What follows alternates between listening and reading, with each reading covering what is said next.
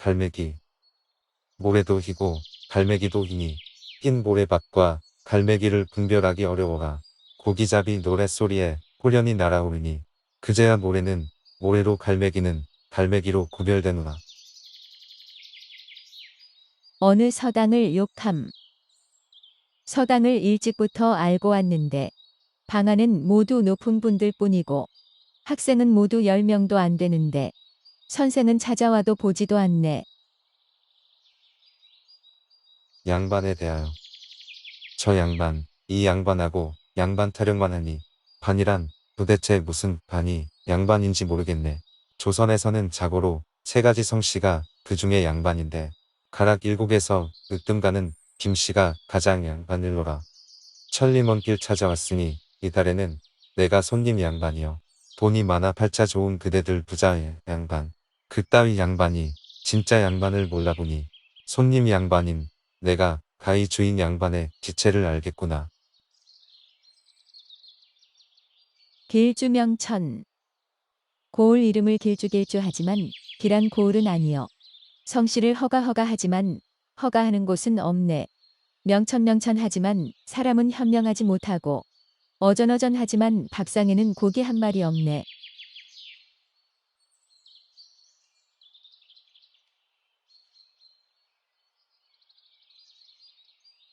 금강산에 들어가다.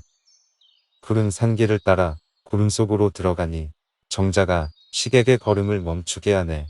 융이 조화를 부린 듯 폭포수는 눈같이 날리고 정교하게 칼로 깎은 듯한 성봉우리는 하늘에 높이 솟아 있구나. 신선을 닮은 봉우리는 천년을 묵은 학 같고 물가의 푸른 나무는 300길이나 됨직한 소나무로다. 절간의 스님은 봄에 취한데 마음 알길 없어 무심히 한 낮의 종을 쳐 놀라게 하네. 경치를 즐기다. 경치가 어찌나 좋은지 걸음마다 발을 멈추고 서서 바라보니 산은 푸르고 바위는 흰데 그 사이사이 꽃이 피었네. 만약 화공에게 이 경치를 그려보게 한다면 숲속의 아름다운 새소리는 어떻게 그릴 것인가? 환갑잔치. 저기 앉은 저 노인 사람 같지 아니하고 아마도 천상에서 신선이 내려오신 것만 같네. 슬라의 7자녀 모두 도둑인들인가. 서원모의 선도 복숭아를 환갑잔치에 올렸으니 평양기생. 평양기생이 잘하는 게 무엇이냐? 노래도 잘하고 춤도 잘 추지만 시 또한 능하지요.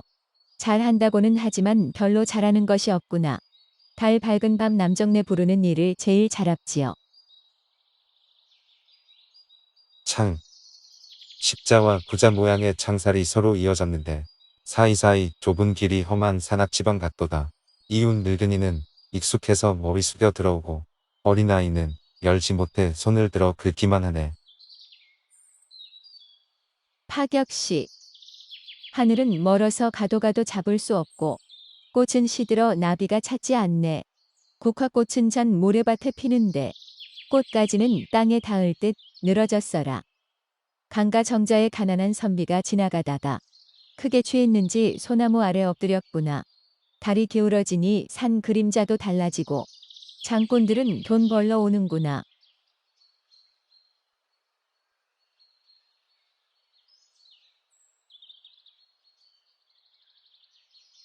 헛소리.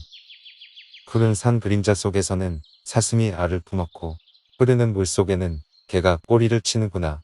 석양의 절로 돌아가는 중은 상투가 석자나 되고 배틀 위에서 배 짜는 여인의 불알이 한 마리나 되겠더라. 송아지 갑 고소장. 넉량 7전 주고 사온 송아지를 푸른 산 푸른 물에 놓아서 푸른 산 푸른 물로 길러왔는데 이웃집에 콩 먹고 자란 살찐 황소가 그 꼴로 이 송아지를 받았으니 이 일을 어찌하면 좋으리까? 구병루. 삼산은 청명한 하늘 밖에서 반쯤 열리어 있고 그물은 갈라져 댐로노는 능라도로 흘러가네. 고대 문장가들이 나의 글귀를 다 써버렸으니 석양에 붓을 던지고 다시 양주로 내려가노라. 한식날 북로에 올라읍다. 십리 백사장 언덕 위 황무지에서 소복한 젊은 여인의 곡소리 슬픈 노래 같구나. 불쌍하도다. 오늘 무덤 앞에 부은 저 술은 남편이 생전에 손수 가꾼 벼로 빚은 것이구나.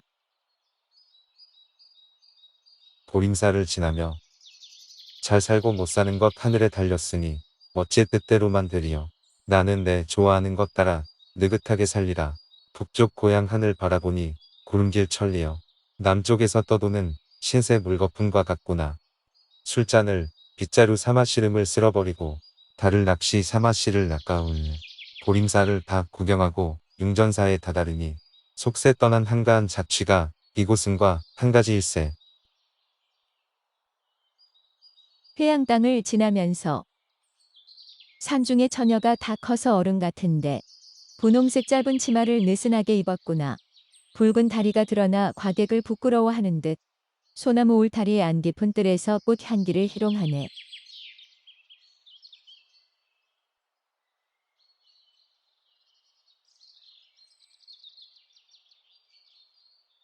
뱃놀이. 강은 적벽강이 아니지만 나그네는 배를 띄웠고 땅은 신풍에 가까워 술 사기에 좋구나. 지금 세상의 영웅은 항우가 아니라 바로 돈이요. 예나 지금이나 소진 같은 변사는 바로 술이로다. 돈. 천하를 두루 돌아다녀도 모두가 다 환영을 하고 나라와 가문을 일으키니 그 세력이 가볍지 않다. 갔다가 다시 돌아오고 왔다가 가도 다시 돌아가며 산 사람을 능히 죽이고 죽을 사람을 능히 살린다. 아무리 장사라도 이게 없으면 종시 힘을 못 쓰고 바보라도 이것만 잘 쓰면 반드시 이름을 떨친다. 부자는 잃을까 두렵고 빈자는 얻으려고 애쓰며 얼마나 많은 이들이 이것을 이루려 늙어갔는가? 시관을 조롱함. 풍수 선생은 본래 허망된 말만 하는 사람이라 남이다 북이다 가리키며 부질없이 혀를 놀리네. 수많은 청산 속에 만약 명당 자리가 있다면 어째서 내 아가미는 그곳에 파묻지 않았는가. 낭민루. 선정을 펴야 할 관청에서 화적질 같은 정치를 펴니 즐거워해야 할 정자 아래에서 백성들 눈물 흘리네. 함경도 백성들 모두 놀라 달아나니 조기영 관찰사의 집안이 어찌 오래 가랴. 가난. 이 땅 위에 신선이 있다는 듯 돈만 있으면 신선같이 보이고 사람에게 무슨 죄가 있으리요 있다면 가난이 죄로다. 본래 부자와 가난한 자는 종자가 따로 있는 것이 아니니 가난한 자도 부자가 될 수 있고 부자도 가난한 자가 될 수 있네. 세상을 비유함. 부자는 부유함으로 괴롭고 빈자는 가난함으로 괴로우니 줄이고 배부름은 달라도 괴로움은 한 가지로다. 가난함과 부유함은 모두 내가 원하는 바가 아니니 바라건대 부유하지도 가난하지도 않은 사람이 되기를 원할 뿐이다.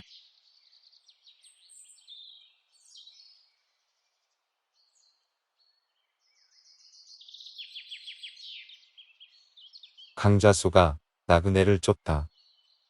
사당 동네에서 사당을 모르니 보국대광을 지낸 강씨라네. 선조의 유풍은 불교가 분명한데 자손은 어리석게도 오랑캐 교육을 받았구나.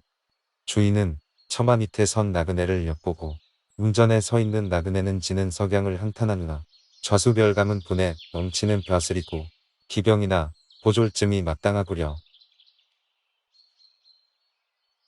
피하기 어려운 꽃.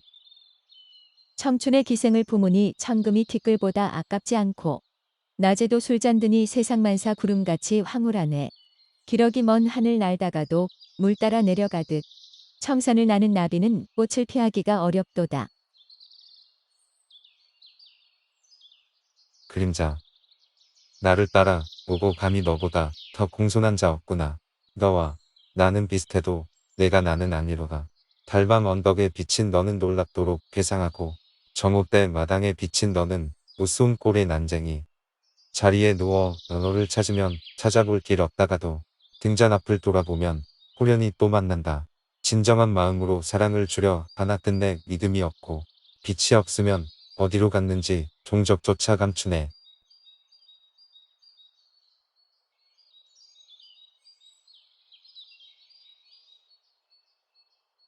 논정가산 충절사 탄김익순 죄통우천. 대대로 임금을 섬겨온 김익순은 듣거라. 전공은 경대부에 불과했으나 농서의 장군 이능처럼 항복하지 않아 충신 열사들 가운데 공과 이름이 서열 중에 으뜸이로다. 시인도 이에 대하여 비분간계하노니 칼을 어루만지며 이 가을날 강가에서 슬픈 노래를 부르노라. 선천은 예로부터 대장이 맡아보던 고을이라. 가산 땅에 비하면 먼저 충이로서 지킬 땅이로되 천명한 조정에 모두 한 임금의 신하로서 죽을 때는 어찌 두 마음을 품는단 말인가. 태평 세월이던 신민년에 관서 지방에 비바람 몰아치니 이 무슨 변고인가. 주나라를 받드는 데는 노중령 같은 충신이 없었고 한나라를 보좌하는 데는 제갈량 같은 자 많았노라. 우리 조정에도 또한 정충신이 있어서 맨손으로 병남마가 절개 지키고 죽었도다. 늙은 관리로서 구국의 기치를 든 가산 군수의 명성은 맑은 가을 하늘에 빛나는 태양 같았노라. 호는 남쪽 바치랑으로 돌아가 악비와 벗하고 뼈는 서산에 묻혔어도 베개에 곁이라. 서쪽에서는 매우 슬픈 소식이 들려오니 묻노니 너는 누구의 녹을 먹는 신하이더냐. 가문은 으뜸가는 장동 김씨여. 이름은 장안에서도 떨치는 손자 한열이구나. 너희 가문이 이처럼 성은을 두터이 입었으니 백만 대군 앞이라도 의를 저버려선 안 되리라. 청천강 맑은 물에 병마를 싣고 철옹산 나무로 만든 활을 메고서는 임금의 어전에 나아가 무릎 꿇듯이 서쪽의 흉악한 도적에게 무릎 꿇었구나. 너의 호는 죽어서 저승에도 못 갈 것이니 지하에도 선왕들께서 계시기 때문이라. 이제 임금의 은혜를 저버리고 육친을 버렸으니 한 번 죽음은 가볍고 만 번 죽어야 마땅하리. 춘추필법을 너는 아느냐? 너의 일은 역사에 기록하여 천추만대에 전하리라.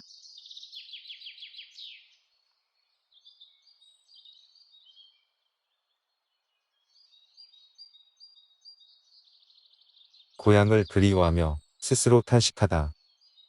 새도 짐승도 모두 살 집이 있건만 나의 평생 돌아보니 혼자서 마음이 아팠으니 집신 신고 죽장 짚고 천리 길을 떠돌며 물처럼 구름처럼 천지사방을 내 집으로 여겼네. 사람을 탓할 수도 하늘을 원망할 수도 없어. 해마다 해가 갈 때면 슬픈 회포 가득하였지. 초년에는 넉넉한 집에서 태어났다 할 수 있으니 한양에서는 내 마을을 다 알아주었네. 벼슬 높던 조상들은 부귀를 누렸으니 곤나무 우거져 장안에서도 이름난 집이었지. 이웃 사람들도 등남을 축하해 주었고 언젠가 출세하리라 앞날을 기대하였는데 자랄수록 점차 운명이 기구해져 집안은 멸족하고 상전이 벽해가 되었네. 의지할 친척 없고 인정도 야박한데 부모마저 돌아가서 집안은 황폐해져서 남산의 새벽 종소리 들으며 집신 한 켤레 들러매고 동방의 풍토를 여기저기 살폈다네. 남쪽 고을에는 예로부터 과객이 많다는데 숲대처럼 부평초처럼 떠돌기며 태던가. 머리 조아리는 것이 어찌 본래 습관이었으리 먹고 살아가기 위해 버릇이 되었다네. 천금 가진 부자들과 만석꾼들이 후하고 박한 가풍을 두루 맛보면서 강산을 떠돌며 구걸한 집 수없이 많았으나 풍어를 벗삼은 행장은 언제나 비었다네. 이런 중에 세월은 점점 지나가 버리니 삼각산 푸른 모습 어찌 이리 아득한지.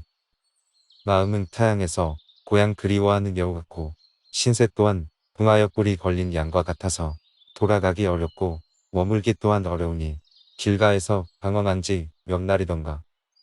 신세가 기구하여 언제나 남의 은혜 받으면서 가는 세월의 머리만 세어감이 슬프지만 시 짓는 사람들 모두 한 고향 사람이니 막걸리 석 잔으로 잠시나마 근심을 잊는다네.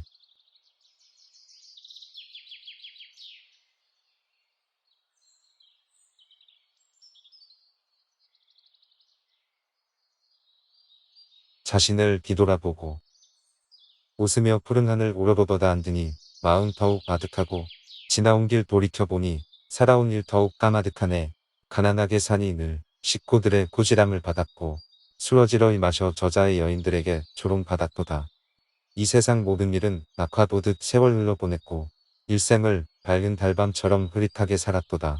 세상을 응당내 몸으로 짓는 업이라 하며 살았고 차츰 청운의 꿈은 내 분수밖에 이름을 깨달았노라.